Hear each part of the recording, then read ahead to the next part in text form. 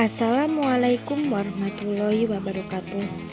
Video ini dibuat untuk memenuhi mata kuliah Ilmu Pengetahuan Alam SD atau MI lanjut yang diampu oleh Bapak Firdaus MPD, disusun oleh kelompok 1 atas nama Laila Milasana, Alfiatur Rahmah, dan Ajeng Dwi Adi Tanah.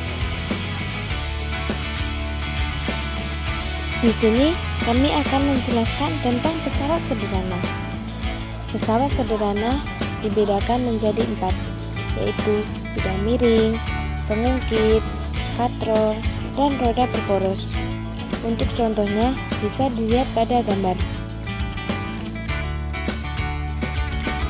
Pesawat sederhana. Pesawat sederhana merupakan alat-alat sederhana yang digunakan untuk memudahkan pekerjaan manusia. Pesawat sederhana bekerja dengan mengurangi gaya otot yang dikeluarkan oleh manusia.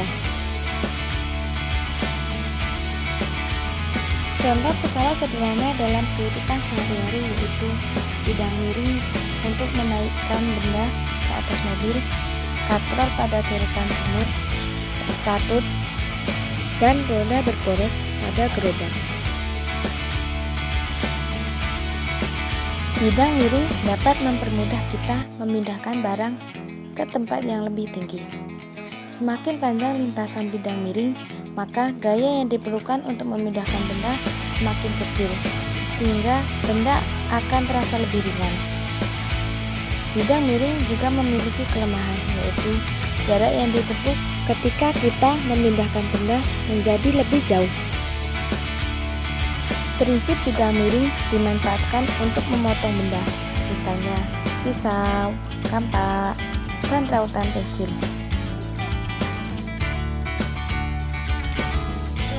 Pada gambar terlihat seseorang menaikkan benda ke atas mobil. Merupakan fungsi bidang miring yang memudahkan kita memindahkan barang ke tempat yang lebih tinggi. Jalan di pegunungan termasuk bidang miring. Jalan di pegunungan biasanya dibuat berkelok-kelok untuk mengurangi gaya ketika menaikinya. Tangga di rumah merupakan bidang miring yang bertujuan untuk mempermudah kita menaiki dan mengurangi gaya ketika naik ke lantai berikutnya. Pengungkit adalah alat yang digunakan untuk mengangkat benda dengan bertumpu pada satu titik. Pengungkit terdiri atas 3 bagian, yaitu beban, titik tumpu, dan kuasa. Berdasarkan letak beban, titik tumpu, dan kuasa, pengungkit dibedakan menjadi 3, yaitu pengungkit golongan 1, pengungkit golongan 2, dan pengungkit golongan 3. Pengungkit golongan 1 adalah alat sederhana yang letak titik tumpu berada di tengah-tengah, yaitu di antara beban dan kuasa. Untuk contohnya bisa dilihat pada gambar. Benda-benda dalam kehidupan sehari-hari yang menggunakan prinsip pengungkit golongan 1 yaitu tang, potongan kuku, gunting, dan palu. Pengungkit golongan 2 adalah alat sederhana yang letak beban berada di tengah-tengah, yaitu di antara titik tumpu dan kuasa.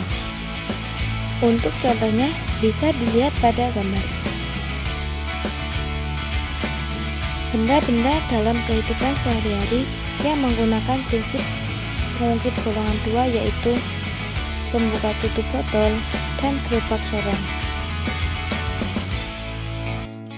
Pengungkit golongan 3 adalah alat sederhana yang letak kuasa berada di tengah-tengah, yaitu di antara titik tumpu dan beban. Untuk contohnya bisa dilihat pada gambar.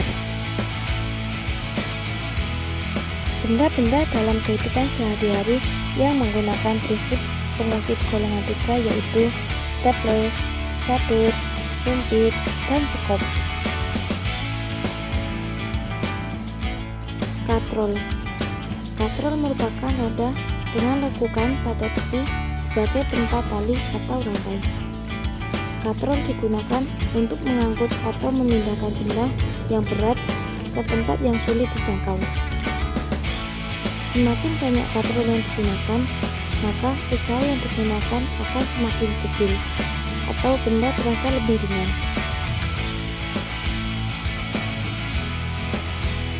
Berdasarkan jenisnya, katrol dibedakan menjadi 3, yaitu 1. Katrol tetap, 2. Katrol bebas, 3. Katrol rangkap atau majemuk. Katrol tetap merupakan katrol yang tidak mengalami perubahan pada posisinya ketika digunakan untuk memindahkan benda. Untuk contohnya bisa dilihat pada gambar. Katrol bebas merupakan katrol yang mengalami perubahan pada posisinya ketika digunakan untuk memindahkan benda. Untuk contohnya bisa dilihat pada gambar. Katrol rangkap atau majemuk merupakan perpaduan antara katrol tetap dengan katrol bebas yang dihubungkan dengan tali. Untuk contohnya bisa dilihat pada gambar. Roda berporos. Roda berporos adalah pesawat sederhana yang memanfaatkan gerakan berputar roda yang berpusat pada porosnya. Penggunaan roda dapat mengurangi gaya gesek sehingga benda akan lebih mudah dipindahkan.